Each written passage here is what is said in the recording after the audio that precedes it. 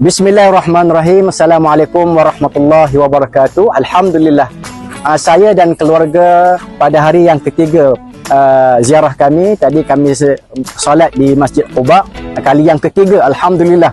Kemudian kami dibawa oleh travel Mursyid Al-Haramain untuk menziarahi benteng ataupun qila'ah Urwah bin Zubair, merupakan salah seorang at-tabi'in. Dan inilah kali pertama saya dan keluarga sampai di Qalah ini. Alhamdulillah, ini satu pengalaman pengalaman yang sukar untuk dilupakan, insya-Allah. Jadi terima kasih saya ucapkan kepada Travel Mursyid Al-Haramain kerana memberi peluang kepada kami sekeluarga untuk menziarahi tempat-tempat yang bersejarah seumpama ini. Assalamualaikum warahmatullahi wabarakatuh.